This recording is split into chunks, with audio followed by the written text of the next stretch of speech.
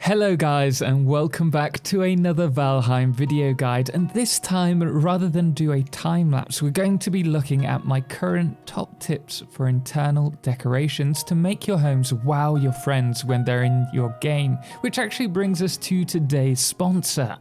Server Pro offers virtual private servers to host your Valheim games. With a custom, easy-to-use control panel, you can set up your own server with just a few clicks. So click the link in the description to get started today. Invite your friends to enjoy a hassle-free gaming experience you'll never forget.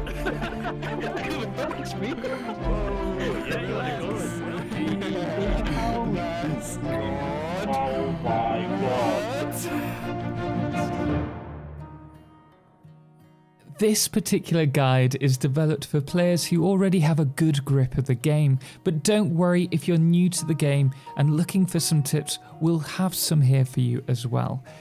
Now for this guide, I'll focus on this little cottage with a cellar for brewing. Despite the appearance, it's pretty simple. It has 4 floors. The top floor is the bedroom. The second floor covers shelving and basic storage and a balcony. And then we have the ground floor, which is the dining area and kitchen. And then most importantly, we have the cellar for brewing Skal. I'll also cover the decorations for the garden as well while we're at it. So if you do enjoy the content, be sure to hit the thumbs up, but let's get into it.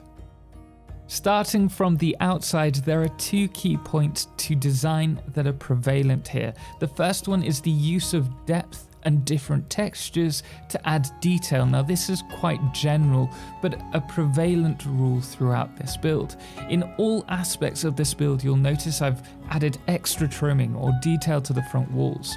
I'll also swap between textures.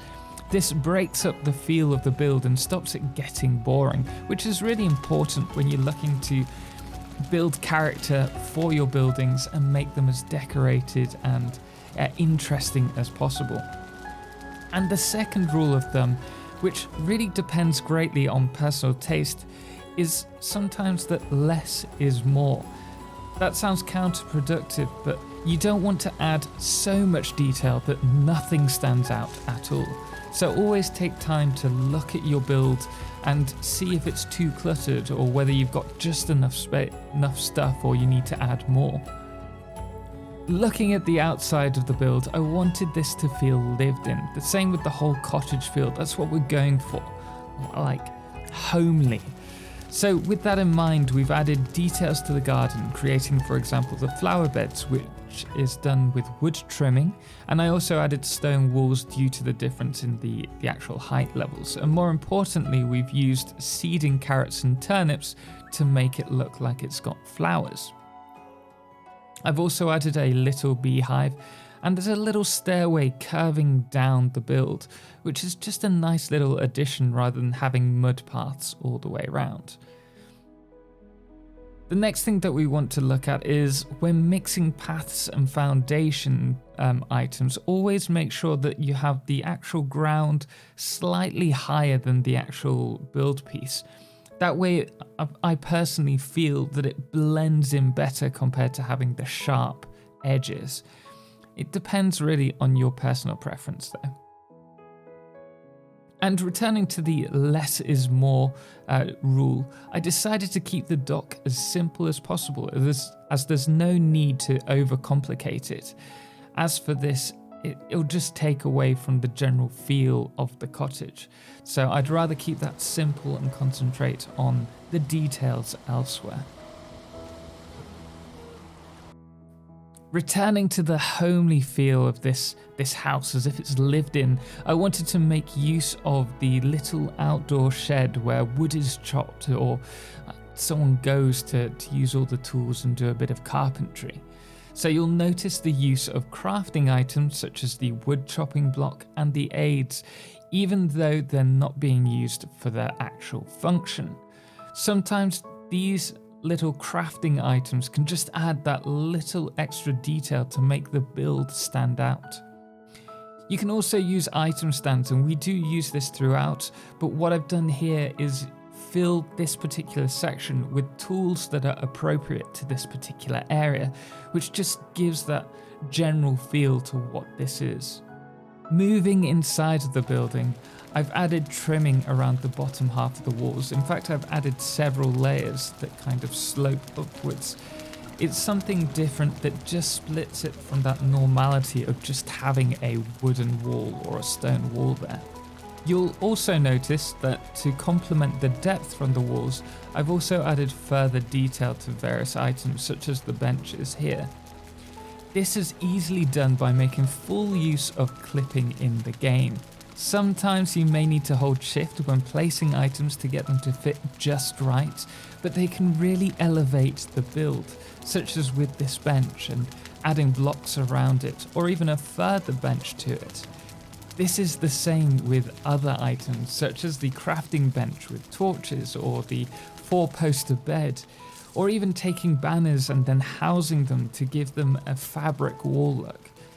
Using the clipping feature can really make your builds feel unique, and that's what we want to do here. You'll also have noticed my obsession with food on the tables and the shelves. This makes the house feel lived in. Again, this is what we're going for, but you can also use the wooden shields as platters and trays. To do this, place a shield on an item stand followed by a wooden floor, then add another item stand for the desired items, and after that, delete the floor and voila! Dinner is served. Alternatively, you can also place item stands on top of one another several times to get it to the desired height so that you can actually add your items. And one thing that you might not have noticed are the hidden storage crates in the floor. Now, should you wish, you can place these on a lower floor and then build around them. This is great for keeping the house looking clean and tidy and all the storage out of view, but also it's a great way to keep your items hidden from people who might want to steal your stuff if you're in a server. My 10th tip is to actually repurpose items. So take, for example, this stool. It looks great, but with a shield on top, you can make it look like a tabletop. Or for example, this key can add to the general mood lighting. You can do this with other items as well, such as the pirate, is it the pirate? The Surtlings. You can do this with the Surtling heads, or you can also do this with the dragon eggs. Any item that really has a glow to it, even the mushrooms, for example. Now this tip is probably quite obvious, but it's changing the positioning of items. So down in the cellar, you can see that I've made full use of the fermenting barrels, and I'd love to have placed some of these horizontally and stacked them on top of one another, but that's not optional without mods. So what I have done is take the barrels and turn them the other way around so that the tap isn't facing us.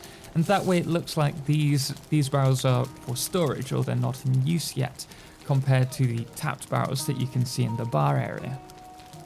I've also added various items throughout my build by hand, not just the item stands, but also manually throwing them down on the ground, such as the thistles here in this box, or the spoils of treasure in this little box here, or even on the sides with the linen capes, for example, to look like clothes. And to make those little boxes that you can see the treasure in or the thistles, I've just used signs. It's something nice and simple that you can do. Sure, this isn't great if you're going to be running around that part of the house a lot, but if you just want to show off to your friends, why not do that? And when it comes to building cellars, one thing I should mention is it's often easier to build them first and then build the house around it, rather than building the house, as this allows you to build up without the worry of everything collapsing, and make sure to use stone to improve the overall support of the build. That's super important when you're doing these kinds of builds.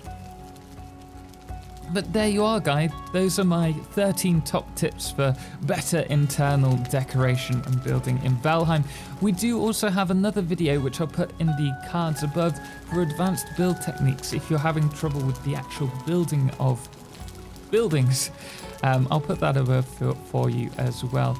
But don't worry, with Hearth and Home looming over us, I'm sure we'll have a lot more to play about with. And we'll have lots of guides coming based around that. So if you like my Valheim content, then be sure to hit the subscribe button. And why not let me know your own favorite tip, whether it's one that we covered in this particular video or you have your own. But let me know your favorite tip on decorating in the comments below. Anyway, guys, that's all we have time for. Thank you so much for watching, and thank you so much to our amazing supporters, most notably our Solar Eclipse patrons, The Calamity and Cerebral Tag, as well as our Lunar Eclipse patrons, Chris McCabe and Lord of July, as well as our Blood Moon of the day, which today is James Irwin. Anyway, guys, until next time, as always, ciao for now.